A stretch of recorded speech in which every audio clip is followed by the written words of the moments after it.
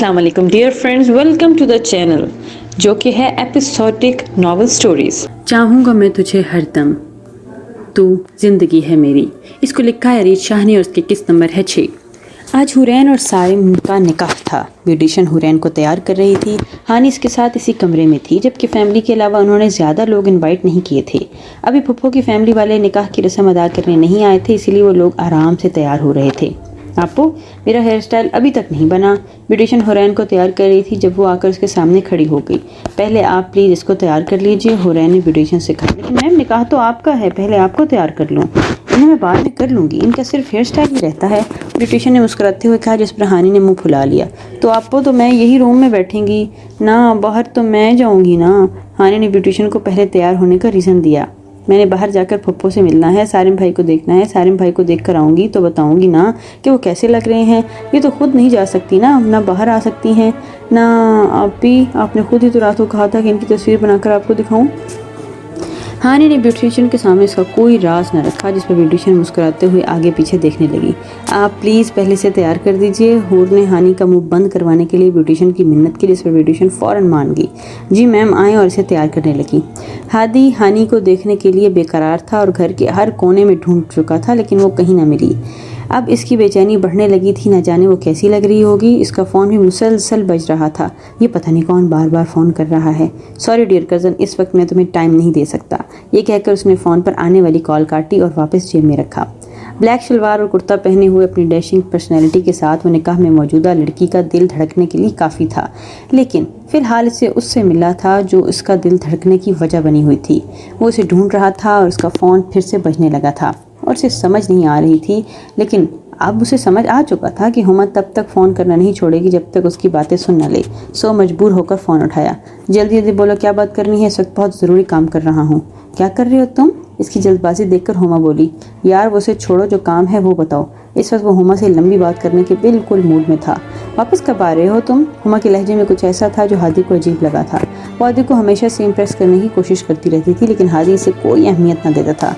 मामा ने कई दफ़ा हुमा के साथ इसी शादी की बात की थी और वो हमेशा ये कहकर टाल देता था कि वो हानी से शादी करना चाहता है।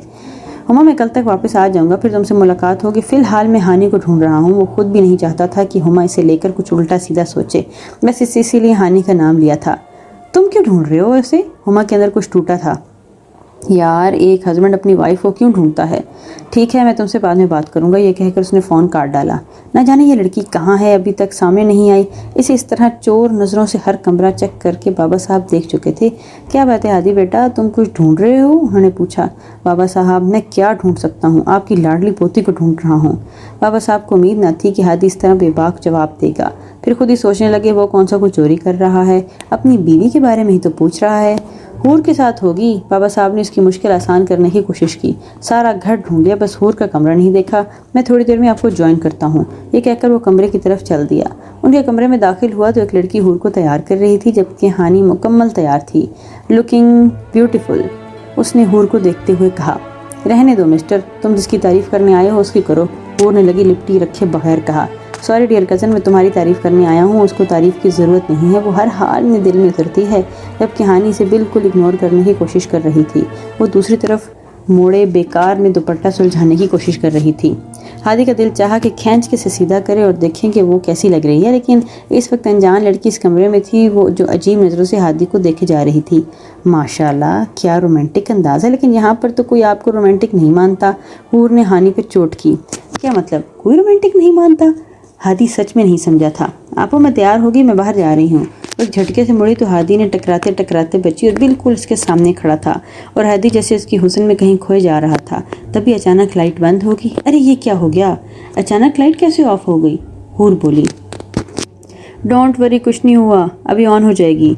जबकि इनके आसपास खड़ी हानी का हाथ थामकर उसे खुद से मजीद करीब तर कर लिया। बेचारी हानी बोल भी नहीं पा रही थी। अभी अगर वो कुछ भी बोलती तो बाद में हूर इसकी दुर्गत बनाती कि जवाब नहीं, इसीलिए खामोशी से अपने साथ छुड़वाने की कोशिश करने लगी। जबकि हादी की शरारतें बढ़ती जा रही थीं, हादी ने बड़ी मोहब्बत से अंधेरे का फ़ायदा उठाकर हादी का चेहरा हाथों की प्यालियों में लिया और फिर इसके लबों पर अपने लब रखे और अपने आप को सैराब किया। हादी, वो बस इतना ही बोल पाई। डोंट वरी हानी, अभी लाइट आ जाएगी। हादी तुम्हारे पास ही खड़ा है। نہ حور کو لگا شاید وہ اندھیرے سے ڈر رہی ہے۔ ہاں ڈرو مت، میں ہوں نا تمہارے پاس۔ ہادی کو جیسے مزید پھلنے کا بہانہ مل گیا۔ پھر اچانک لائٹ واپس آ گئی اور ہادی ایک سیکنڈ میں اس سے دور ہوا اور ہانی کا رکا ہوا سانس بحال ہوا۔ شکر ہے لائٹ آ گئی، حور نے کہا۔ پتہ نہیں کس کمبخت نے آن کی۔ وہ ہانی کے کان کے قریب سرگوشی کرنے لگا۔ سوری، یہ رمضان سے پہلے آخری شرارت تھی، اس کے ساتھ اچھے بچے کی طرح رمضان گزاروں گا اور پھر رمضان کے بعد عید کے تحفے میں مجھے تم ہی ملو گی۔ پھر میں بالکل بھی اچھا بچہ نہیں رہوں گا۔ باہر بہت سارے کام ہیں، یہ کہہ کر وہ جانے لگا۔ ہما بن پانی کی مچھلی کی طرح تڑپ رہی تھی۔ خالہ، اس نے کہا کہ وہ ہانی کو ڈھونڈ رہا ہے۔ خالہ، میں یہ سب کچھ برداشت نہیں کر سکتی، ہادی کو واپس بلائیں۔ ہاں بیٹا، تم فکر مت کرو، ہادی کل واپس آ رہا ہے، اس بار تو اسے آسانی سے واپس نہیں جانے دوں گی۔ میں تو جانتی ہی نہیں تھی کہ وہ وہاں جائے گا تو اس کا نکاح کروا دیں گے۔ میں ماں ہوں، اس کی میرا حق بنتا ہے کہ میں فیصلہ کروں اس کی زندگی کا، لیکن نہیں، ان لوگوں نے ہادی کو مجھ سے دور کرنا تھا اور ان کو اس کے علاوہ کوئی اور راستہ نہیں سوچ رہا تھا۔ لیکن اب میں نے بھی سوچ لیا ہے کہ اگر وہ لوگ ہادی کو مجبور کر سکتے ہیں تو تمہیں اس کی ماں ہوں۔ آف کورس خالہ، میں آپ کے ہر فیصلے میں آپ کے ساتھ ہوں۔ مجھے بس ہادی چاہیے کسی بھی قیمت پر، اور میں تم سے وعدہ کرتی ہوں کہ ہادی تمہارا ہوگا۔ تانیہ نے نہ جانے اپنے بیٹے کی زندگی برباد کرنے کے لیے کیا سوچا تھا۔ نکاح کی رسم بہت خوبصورتی سے ادا ہو چکی تھی۔ حور ہمیشہ کے لیے سارم کے نام لکھ کر دی تھی، جس پر وہ بہت خوش تھی۔ نہ جانے سارم اس کے کان میں کیا سرگوشیاں کر رہا تھا جس سے وہ اور شرمائی جا رہی تھی۔ ہانی یہی سوچتے مسکرا رہی تھی جبکہ ہادی اس کے بالکل قریب آ کر کہا، سنو، میں 3 بجے کی فلائٹ سے جا رہا ہوں، کچھ دن تمہاری میری شکل نہیں دیکھنی پڑے گی، تم یہی چاہتی ہو نا؟ چہرے پر دنیا جہان کی معصومیت سمیٹے اس کے کان میں سرگوشی کر رہا تھا۔ میں ایسا کیوں چاہوں گی؟ ہانی کو اس کی بات کچھ عجیب لگی۔ یعنی کہ تم ایسا نہیں چاہتی؟ تم روز میری شکل دیکھنا چاہتی ہو؟ ہادی نے شرارت سے پوچھا۔ اب ایسا بھی نہیں ہے۔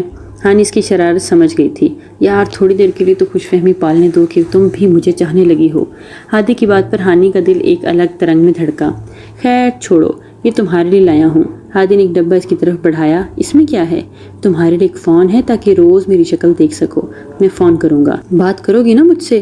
ہادی بہت محبت سے پوچھ رہا تھا۔ سوچوں گی، اگر دل کیا تو کر لوں گی، ہانی نے نخرے دکھاتے ہوئے کہا۔ تمہارا دل بھی چاہے گا اور تم مجھ سے بات بھی کرو گی، اور اگر تم نے مجھ سے بات کرنے سے منع کیا تو میں بابا صاحب کے فون پر تم سے بات کیا کروں گا، اور پھر تم میری شکایتیں لگاؤ نہ لگاؤ۔ میں تمہاری اتنی شکایتیں کروں گا، بابا صاحب روز تمہیں ڈانٹیں گے۔ عجیب و غریب بات پر ہانی کا منہ کھل گیا۔ اور ہاں، میں نے اپنے سالے شاہ جہان صاحب سے بھی سفارش کی ہے، انہیں بھی تمہیں مجھ سے بات کرنے سے کوئی اعتراض نہیں ہے۔ ہادی نے مسکراتے ہوئے کہا، اور پھر ہادی چلا گیا اور پہلی بار ہانی کو ہادی کا جانا برا لگا۔ دیکھو ہادی، اب میں چاہتی ہوں کہ تم اپنا سارا دھیان اپنی فلم کی طرف کرو۔ فی الحال اپنے دماغ سے ہانی اور ہاشم خاندان کو نکال دو۔ پہلے تم بہت سارا وقت ضائع کر چکے ہو اور تمہاری غلطی کی وجہ سے زارا کا کیریئر خراب ہو سکتا ہے۔ اب تم زیادہ سے زیادہ وقت اپنی فلم کی پروموشن کو دو۔ اب میں مزید نقصان برداشت نہیں کروں گی، اس لیے تمہیں مجھ سے ایک وعدہ کرنا ہوگا۔ کیسا وعدہ موم؟ آپ کیا چاہتی ہیں؟ ہادی نے پوچھا۔ ہادی، میں چاہتی ہوں کہ جب تک تمہاری یہ فلم ریلیز نہ ہو جائے تب تک تم ہاشم خاندان سے تعلق نہ رکھو۔ یہ آپ کیا کہہ رہی ہیں موم؟ فلم ریلیز ہونے میں بھی تقریباً 2 ہفتے رہتے ہیں اور آپ چاہتی ہیں کہ میں گھر پر بالکل بات ہی نہ کروں؟ تمہارا گھر یہ ہے ہادی جہاں میں ہوں، جہاں تمہاری ماں ہے، اور جس گھر کا تم اپنا کہہ رہے ہو وہاں تم جانتے ہو نا تمہاری ماں کے ساتھ کیا کیا گیا تھا؟ دیکھیں موم، ماضی میں کیا ہوا کیا نہیں میں تو جانتا نہیں ہوں، اور نہ ہی مجھے اس میں کوئی انٹرسٹ ہے۔ وہ لوگ میری فیملی ہیں، اور جہاں تک ہانی کی بات ہے تو وہ میری بیوی ہے۔ 1 مہینے بعد وہ مکمل طور پر میرے پاس آ جائے گی، اور اس وقت میں چاہتا ہوں کہ ہانی مجھے سمجھے تاکہ ہماری آنے والی زندگی بہترین ہو۔ اب وہ رشتے کو سمجھنے لگی ہے اور ہمارے نکاح اور میرے متعلق سوچنے لگی ہے، اور ایسے میں آپ چاہتی ہیں کہ میں اسے تعلق ہی ختم کر دوں؟ یہ ناممکن ہے موم، ہادی نے جیسے فیصلہ سنایا۔ ہاں تم ٹھیک کہتے ہو ہادی، اب تم میری بات کیوں مانو گے؟ آخر تمہارے دادا ہاشم نے تمہاری خواہش تو پوری کر دی، اب تمہاری نظروں میں تمہاری ماں کی باتوں کی کیا اہمیت ہے؟ تمہیں کیا فرق پڑتا ہے ان سب باتوں سے؟ تانیہ ایموشنل ہونے لگی۔ نہیں، ایسی کوئی بات نہیں ہے، آپ کی اپنی اہمیت ہے میری نظروں میں، آپ جانتی ہیں میں آپ کو بہت چاہتا ہوں، ہادی نے ماں کو یقین دلاتے ہوئے کہا۔ ٹھیک ہے ہادی، اگر تم مجھ سے پیار کرتے ہو تو جب تک یہ فلم ریلیز نہیں ہوتی جب تک تم ہاشم خاندان کے کسی بھی ممبر سے کوئی تعلق نہ رکھو۔ ہانی ایسے باتوں میں الجھا رہی تھی۔ موم یہ کیا کہہ رہی ہیں؟ آپ جانتی تو ہیں میں ہانی سے۔ تو ٹھیک ہے، تم اس پہ بات کرو اور ماں کو بھول جاؤ۔ میں سمجھ سکتی ہوں کہ وہ لوگ تمہارے لیے مجھ سے زیادہ اہمیت رکھتے ہیں، لیکن میری ایک بات یاد رکھو، ہانی اب تمہاری بیوی ہے، اسے تم سے کوئی الگ نہیں کر سکتا۔ آج نہیں تو کل وہ تمہاری فیلنگز کو سمجھ ہی جائے گی۔ اس سب میں تم میرے لیے تھوڑا سا وقت نکالو تو کچھ نہیں ہو جائے گا۔ میں تمہارے ساتھ زبردستی نہیں کروں گی، لیکن یاد رکھنا ہادی، نئے رشتے بنانے میں پرانے مت بھول جانا، اور وہ لوگ تمہارے لیے بہت اہمیت کے حامل ہوں گے، لیکن میں تمہاری ماں ہوں۔